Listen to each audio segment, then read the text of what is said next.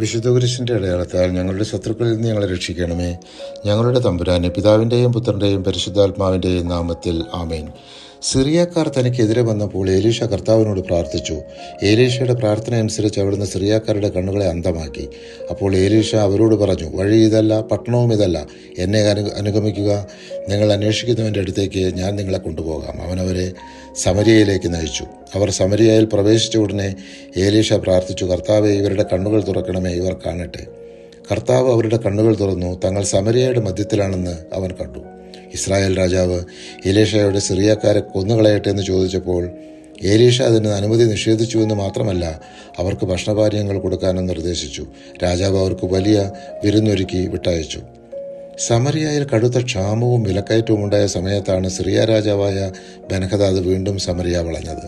Israel രാജാവായ ആഹാബ് തൻ്റെ ജനം പട്ടിണിയും കഷ്ടപ്പാടുമായി കഴിയുന്നത് കണ്ടപ്പോൾ അവന് സഹിക്കാനായില്ല. ആ കോപം മുഴുവനും പ്രവാചകനായ എലീഷയോടായിരുന്നു. അവൻ എലീഷയുടെ തലവെട്ടാൻ പദ്ധതിയിടുന്നത് മുൻകൂട്ടി ദർശിച്ച എലീഷ അവൻ വന്നെത്തുന്നതിന് മുമ്പ് ശ്രേഷ്ഠന്മാരോട് പറഞ്ഞു, ആ കൊലയാളി എൻ്റെ തല ഛേദിക്കാൻ ആളയച്ചിരിക്കുന്നത് കണ്ടു. ദൂതൻ വരുമ്പോൾ വാതിലടച്ച് അവനെ തടഞ്ഞു നിർത്തുവിൻ. അവൻ്റെ യജമാനൻ്റെ കാലടി ശബ്ദമല്ലേ പിന്നിൽ കേൾക്കുന്നത്. അവൻ സംസാരിച്ചു കൊണ്ടിരിക്കെ തന്നെ ആഹാബ് രാജാവ് വന്ന് അവനോട് പറഞ്ഞു, ഈ ദുരിതം കർത്താവ് വരുത്തിയതാണ്. ഇനി ഞാൻ എന്തിന് കർത്താവിൻ്റെ സഹായം ആശ്രയിക്കണം?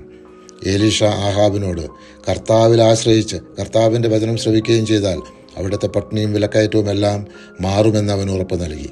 ഇതേ സമയം കർത്താവ് സിറിയക്കാർക്ക് വലിയൊരു സൈന്യം അവർക്കെതിരെ ആക്രമിക്കാൻ വരുന്നുണ്ടെന്നൊരു പ്രതീതിയുണ്ടാക്കി. ഭയപ്പെട്ട് അവർ ആ സന്ധ്യയ്ക്ക് പാളയവും കുതിരകളും കഴുതകളും ഉപേക്ഷിച്ച് ജീവനും കൊണ്ട് പലായനം ചെയ്തു. സമറിയക്കാർ ജോർദാൻ വരെ വന്നു. പാഞ്ഞുപോയ സിറിയക്കാർ ഉപേക്ഷിച്ച വസ്ത്രങ്ങളും ആയുധങ്ങളും വഴിനീളെ ചിതറിക്കിടക്കുന്നത് അവർ കണ്ടു. ദൂതന്മാർ മടങ്ങിവന്ന് രാജാവിനോട് വിവരം പറഞ്ഞു. അനന്തരം ജനം സിറിയക്കാരുടെ പാളയത്തിൽ കിടന്ന് കൊള്ളയടിച്ചു.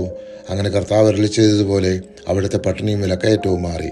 പരിശുദ്ധാത്മാവെ, തിരുവചനത്തിൻ്റെ അനന്തശക്തിയാൽ ആത്മാവിൻ്റെ ബലങ്ങളും ദാനങ്ങളും നൽകി തീക്ഷ്ണതയാൽ ഞങ്ങളെ ജ്വലിപ്പിക്കണമേ. ആമേൻ.